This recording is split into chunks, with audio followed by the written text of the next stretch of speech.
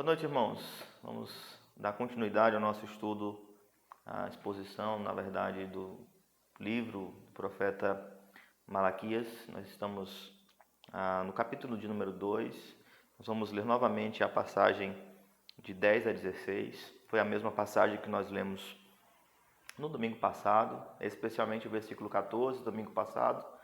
Neste domingo nós vamos meditar um pouco mais nessa passagem, em especial versículos 10 e 12, e na semana que vem nós vamos, na verdade, concluir esta passagem, porque na semana passada nós vimos o que é o casamento, né, e como ele se constitui da perspectiva divina.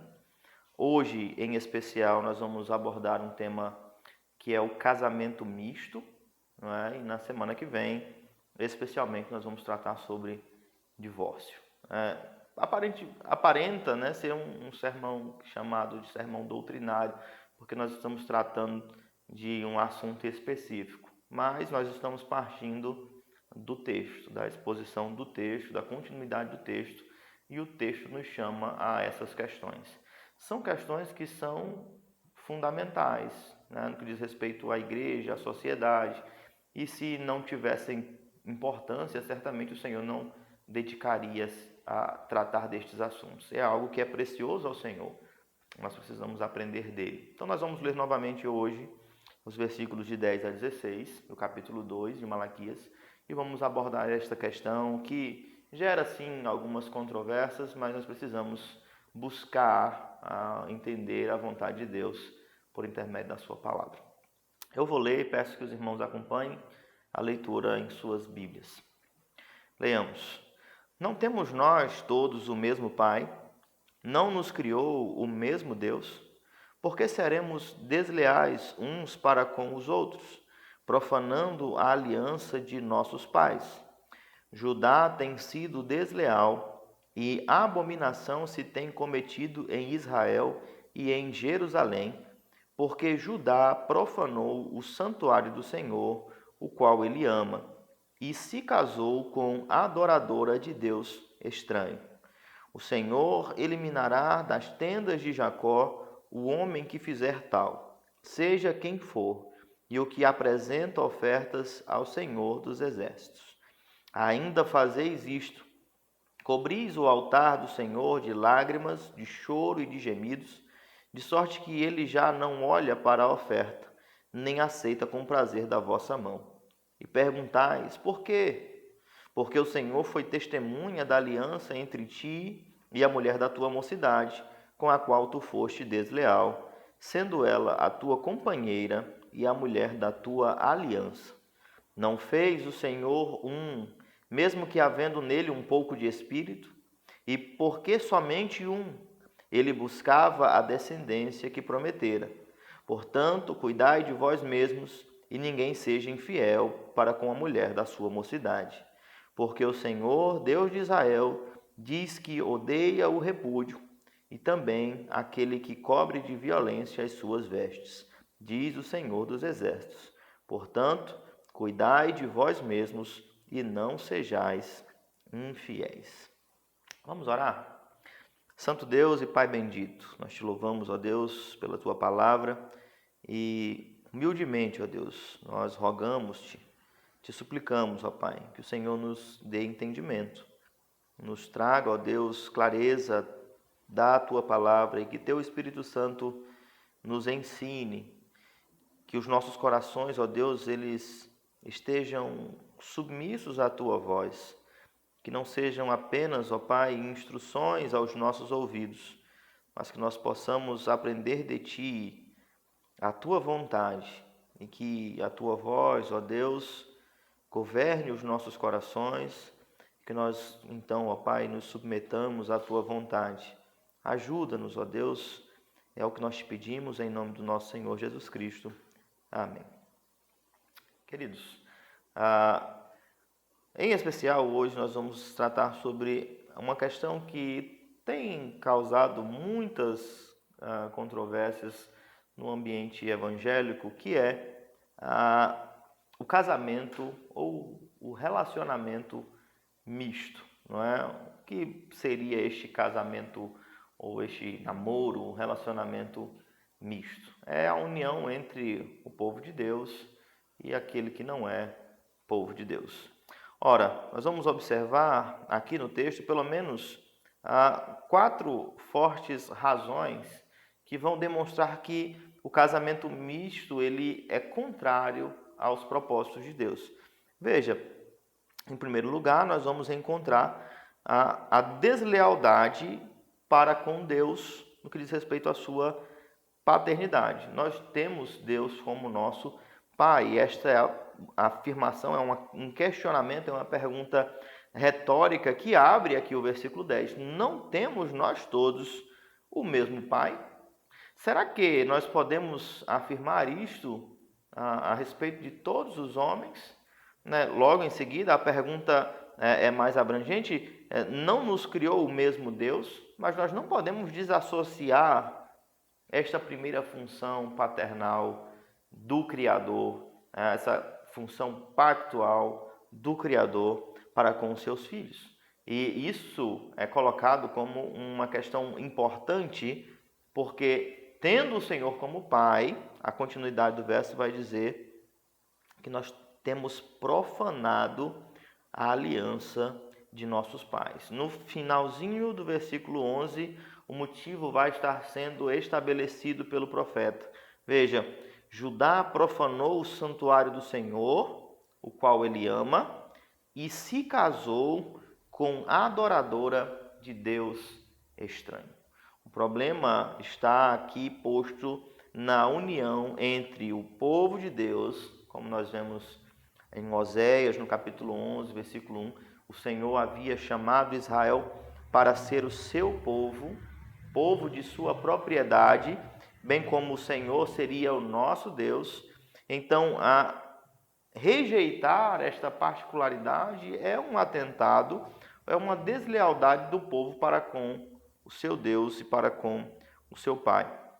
Não é? Nós vamos encontrar isso no Antigo Testamento de forma mais clara, quando nós vamos perceber que a união com outros povos estava prejudicando a sobrevivência da fé em Israel, a fé na aliança, a fé para com o Senhor, o Deus de Israel.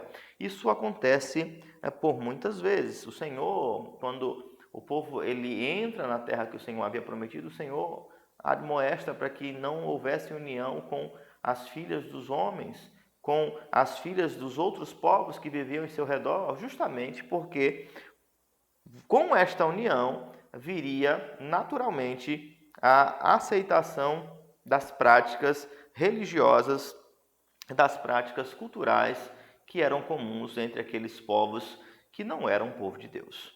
Foram criados por Deus, certamente, mas não eram povo de Deus. Fazendo um retrospecto dentro do Antigo Testamento, nós vamos encontrar, em especial, alguns momentos onde isso é demonstrado. Veja, o que aconteceu com a geração antediluviana? O que aconteceu com aquele povo antes de o Senhor eliminar a humanidade?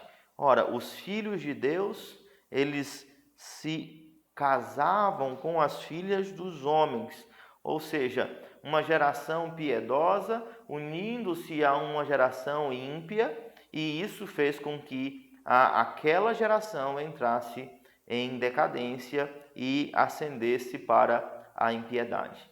A união entre um povo que serve a Deus e que teme a Deus, com um povo que não ama a Deus e que não serve a Deus, fatalmente vai causar o enfraquecimento da fé. O povo de Deus vai pecar contra Deus. Da mesma forma, em Números 25, nós vamos encontrar a mesma coisa acontecendo com o povo de Israel, quando o relacionamento com as jovens moabitas preparou o caminho para a idolatria. O povo de Israel também foi-se até a idolatria por intermédio destes vínculos. Como nós vimos na semana passada, a aliança ela tem um caráter pactual, é uma união que é diferente de todos os demais vínculos que nós encontramos. Então, é uma união muito íntima, onde a mescla das partes, eles se tornam uma só carne. E é inevitável que haja a interferência entre estas partes, se elas têm um credo diferente. Casamentos mistos são demonstrados no Antigo Testamento como sendo o principal fator que conduz à apostasia de Israel. Nós temos o exemplo de Acabe e certamente o exemplo de Salomão. Nós vamos encontrar isso dentro da história de Israel, antes do cativeiro, e nós vamos encontrar também depois do cativeiro, em Esdras, no capítulo 9, versos 1 e 2, Neemias, e aqui também, em Malaquias, nós vamos encontrar, durante toda a história do Antigo Testamento, antes do dilúvio, após o dilúvio, antes do cativeiro, após do cativeiro, a postura do Senhor para com a união ou o casamento misto, ela é claramente observada no Antigo Testamento. O Senhor Deus, ele não aprova a união entre o seu povo e outros povos que não lhe amam e que não lhe servem. Ora, em segundo lugar, nós temos a quebra da aliança que é feita pelos pais. Não é? Quando nós lemos aqui no versículo de número 10, não é? Profanando, o final do versículo 10, profanando a aliança de nossos pais, isso remete a uma aliança que foi feita com o povo ao adentrar na terra de Canaã.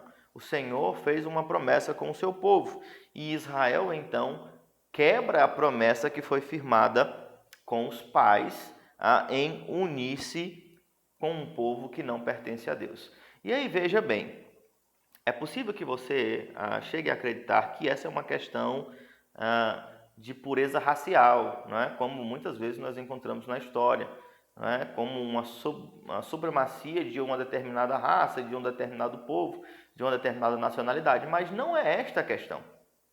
A questão, ela rompe as barreiras étnicas e ela se limita às barreiras espirituais. É um povo que pertence a Deus, unindo-se com um povo que não pertence a Deus. Tá? Como eu posso defender este ponto? Como eu posso exemplificar este ponto? Veja, nós temos o exemplo de Ruth, na passagem no texto de Ruth, onde ela, sendo moabita, ela diz para a sua sogra, né? Teu Deus é o meu Deus, o teu povo é o meu povo. Não inste para que te deixes. Onde tu fores, irei eu. Ela abandona a sua localidade, a sua nacionalidade, ela abandona os deuses do seu povo e ela torna-se parte do povo de Deus, do povo de Noemi. E então há o casamento entre Boaz e Ruth. E justamente isso faz com que ela faça parte, inclusive, da árvore genealógica de Cristo. Não é? Então não é uma questão necessariamente racial. Isso rompe as barreiras raciais, étnicas, essas árvores genealógicas, como o povo judeu tratava com tanto apreço fazer parte da descendência de Abraão. E o apóstolo Paulo vai dizer que os filhos de Abraão são os filhos da fé. E é esta mesma compreensão que nós temos a respeito da união entre o povo de Deus. Não é ser judeu, não ser judeu. Não é, tratando de forma bem mais moderna, ou ser presbiteriano, ou ser batista, né? Ou qualquer outra igreja legitimamente evangélica. A questão é povo de Deus, teme a Deus, serve a Deus, ama a Deus, tem o Senhor como o seu Senhor, ama a sua lei, busca servir a este Deus e atender a sua palavra. Este é o critério. É isto que deve ser observado. Voltando-se para esta questão, nós podemos, e eu trago sempre esta instrução aos nossos jovens que querem enredar em um compromisso sério até o matrimônio, que ser crente ou ser povo de Deus não é necessariamente ir à igreja. Tá? Certamente passa por isto, mas não é somente isso. Tem muitas pessoas que se comportam como crentes, têm uma cultura de crente, nasceu em uma família de crentes, se veste como crente, fala como crente, mas em última análise não amam a Deus, não servem a Deus, não conhecem a Deus. Isso é impossível? Negativo, isso é muito possível. Então, moça, você vai procurar um homem que será o cabeça do seu lar. Certamente você não vai encontrar um homem perfeito, mas você precisa ter certeza que este rapaz, ele tem o Senhor e o temor do Senhor no seu coração. Da mesma forma, os rapazes, especialmente os rapazes que buscam nas jovens a sua beleza externa, que buscam nas jovens aquilo que atrai os seus olhos. Ora, não se engane, rapaz. Procure uma mulher que tenha o seu coração no Senhor, que ame a Deus e que seja submissa ao Senhor. Certamente esta é a principal necessidade que nós precisamos encontrar. Na verdade, no que diz respeito à união entre um homem e uma mulher, eu diria que as únicas duas características que são biblicamente defendíveis são exatamente estas. Que a união seja heterossexual, como nós vimos na semana passada, ou seja, você está procurando um cônjuge, o que você precisa? Que ele seja do sexo oposto e, em segundo lugar, e não menos importante, que tema a Deus.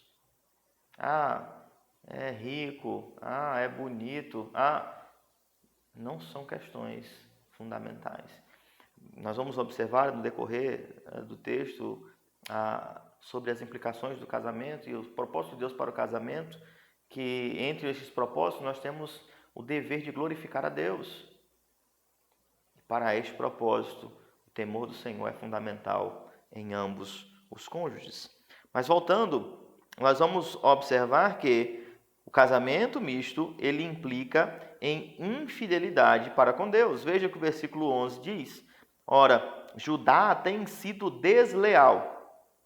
A abominação se tem cometido em Israel, porque Judá profanou o santuário do Senhor. Veja, isto está intimamente ligado com a afirmação que ele se casou com uma adoradora de Deus estranho. É como se o santuário do Senhor fosse profanado com esta união.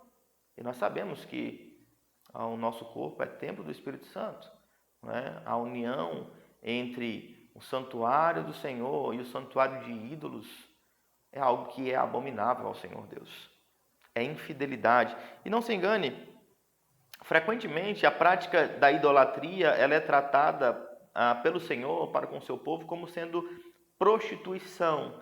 Geralmente o Senhor usa esta imagem de uma relação marital, como se o seu povo estivesse lhe traindo com a idolatria, e é esta mesma ideia que o Senhor põe no que diz respeito à união com um povo que não lhe pertence, ou que, como o texto descreve no versículo 11, é adorador de outros deuses. E aí você pode parar para pensar nas muitas religiões que haviam em Israel, mas hoje você vai tentar defender, né? Geralmente a gente, quando está apaixonado, a gente tenta defender o nosso cônjuge, né? Ou que, especialmente os casais de namorados. Infelizmente nós temos sofrido muito em nossa igreja com os namoros mistos, né? Moças e rapazes que têm namorado e buscado encontrar cônjuges fora do arraial do Senhor. Sempre há uma boa justificativa, sempre há uma boa qualidade, sempre há um bom motivo que justifique, mas, ora, para o Senhor, a questão é: teme a Deus, é parte do povo de Deus. Ora, se não adora a Deus, adora outra coisa, adora outro Senhor, tem outro como seu soberano.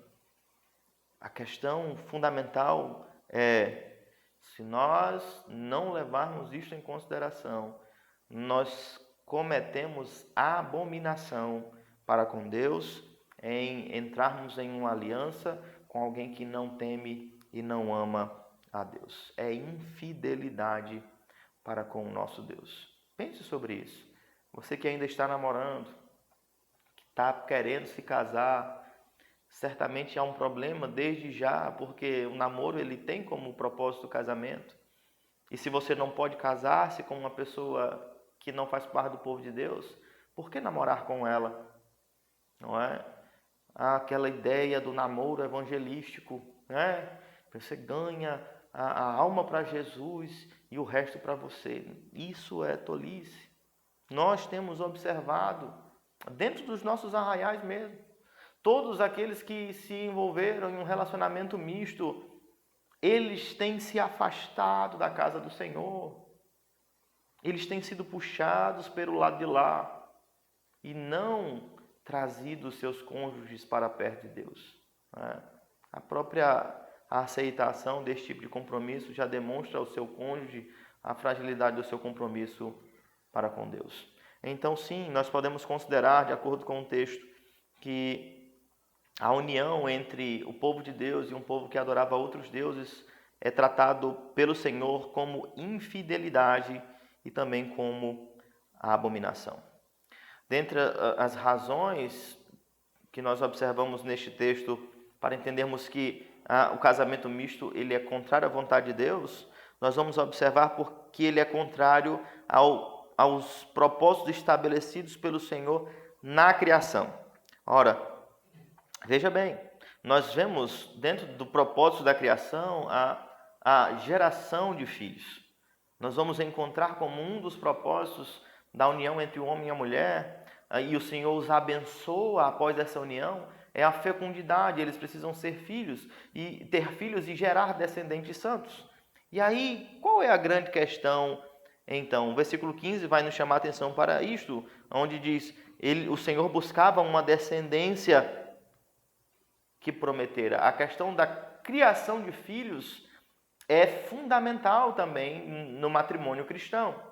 E o que o casamento misto tem a ver com isto?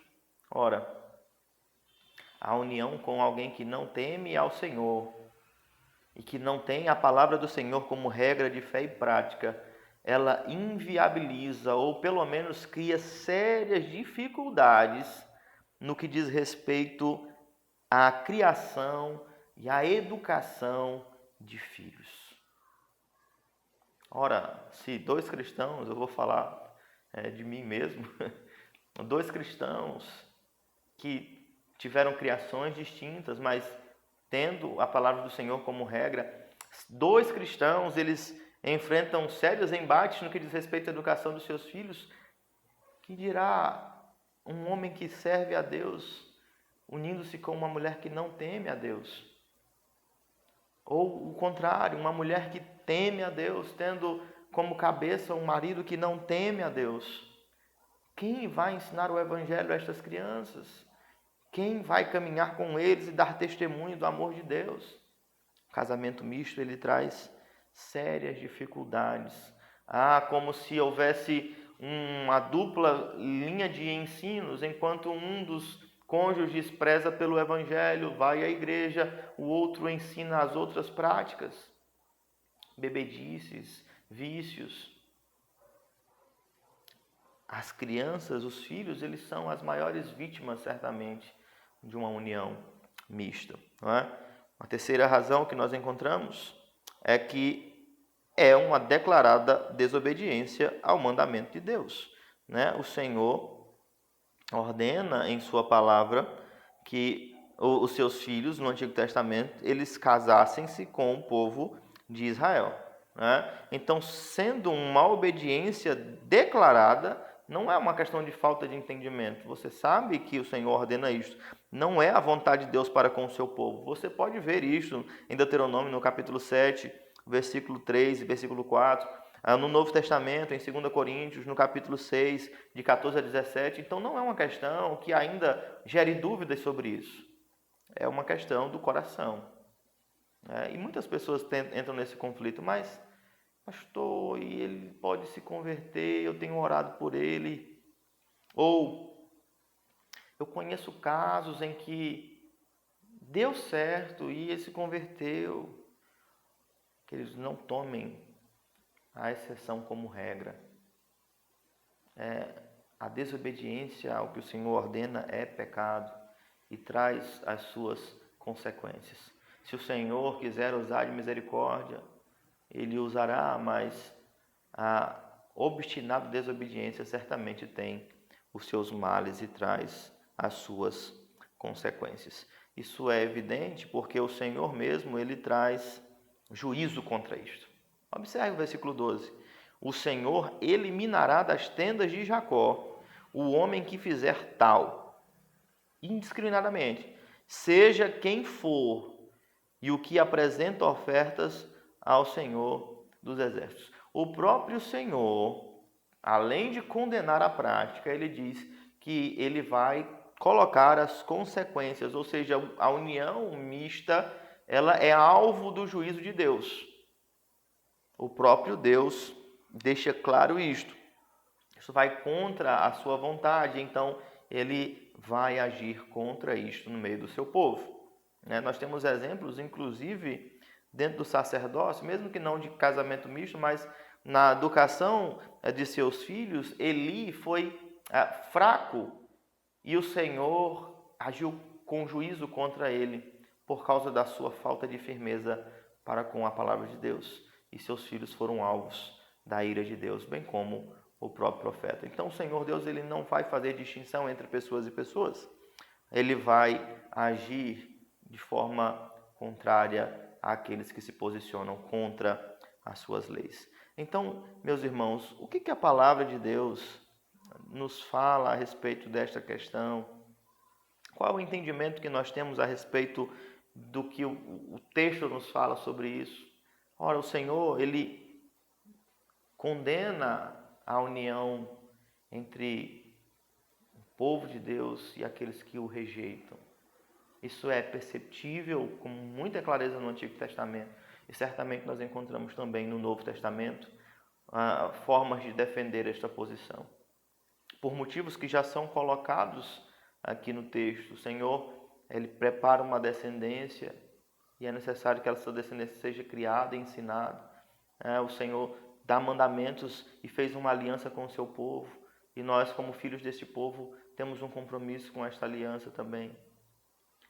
Quais são as implicações práticas? Outras dúvidas podem surgir e eu vou tentar sanar estas dúvidas. Mas quais são as implicações práticas para a igreja a respeito deste texto, e de toda a verdade escriturística sobre este assunto que nós podemos identificar? O Senhor, ele não é favorável à união entre um homem que teme a Deus com uma mulher que não teme a Deus. Da mesma forma, o Senhor não é contrário na união de uma mulher que teme a Deus para com um homem que não teme a Deus. Observe a perspectiva pactual disto. Este é sempre o argumento que eu chamo a atenção quando converso com os nossos jovens que têm enveredado por este caminho. O casamento no Novo Testamento ele é apresentado como a união entre Cristo e a sua igreja, uma aliança. Como poderemos desfrutar deste benefício ou como poderemos exercer este paralelo se nesta união o homem, por exemplo, que deveria ser o cabeça como Cristo é, se ele não teme a Deus? Como ele vai amar a sua esposa como Cristo amou a igreja se ele rejeita Cristo? Como a esposa vai submeter-se ao seu marido como se ao Senhor, se ela rejeita a este Senhor, ela rejeita este Cristo? Como nós vamos viver este paralelo desta bela união se rejeita a verdade do Evangelho? Nós não podemos negligenciar isto. O matrimônio tem sido tratado como um fim em si mesmo. Você precisa ser bem-sucedido, ter seus filhos, manter a sua relação.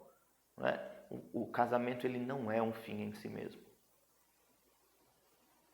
O casamento ele é instituído por Deus para a sua própria glória. Certamente para o nosso bem. Certamente contra a imoralidade. Certamente para a perpetuação da raça humana, e nós encontramos isso claramente quando a semente prometida ela vem por meio da descendência da mulher. Então, o casamento ele é instituído por Deus para o nosso bem, mas mais do que isso, e o mais importante, para a sua própria glória, para manifestar a sua glória. E nós, como cristãos, temos como propósito em todas as coisas glorificar a Deus. Trabalho, as nossas relações interpessoais, não poderia ser diferente no nosso casamento, na criação dos nossos filhos. Então, como faremos isto se já desde o início nós rejeitamos a vontade de Deus? O povo de Deus precisa casar-se com o povo de Deus. Precisa unir-se com o povo de Deus. E veja bem, casando-se, o pessoal diz, já me fizeram essa pergunta, pastor, mas casar com crente não é garantia de que tudo vai dar certo. Digo, é verdade, não é. Mas desobedecer a Deus certamente é garantia de que algo está errado. E certamente algo não dará certo. Mas temos vários exemplos, novamente eu digo, não é porque Deus é misericordioso que nós usaremos a sua misericórdia como fundamento para os nossos pecados. Isto é malignidade. Busquemos a união entre pessoas que temem a Deus. Busquemos glorificar a Deus em nossos casamentos, ensinar aos nossos filhos a importância disto. Evitar de entrar e cometer este mesmo pecado que Israel cometeu contra Deus. Porque certamente há graves consequências para o povo de Deus quando este se distancia da sua vontade. Um lar dividido não subsiste. Um lar dividido, ele não prospera. Nós não podemos caminhar juntos olhando para destinos diferentes. Então é necessário, meus irmãos, que nós tenhamos este entendimento, que o Senhor requer do seu povo fidelidade nisto, que nós entendamos estas coisas e que o Senhor nos instrua nesse sentido. Talvez a maior parte dos irmãos já sendo casados, e esta é uma dúvida que eu gostaria de tratar, e certamente tratarei com mais propriedade na próxima semana, sobre você que é casado com um homem ímpio, ou você que é casado com uma mulher ímpia, não é? Mas que você se tornou cristão já sendo casado. Isso nós vamos tratar certamente sobre isso na próxima semana. Mas esta orientação é para que não se casem. Tá?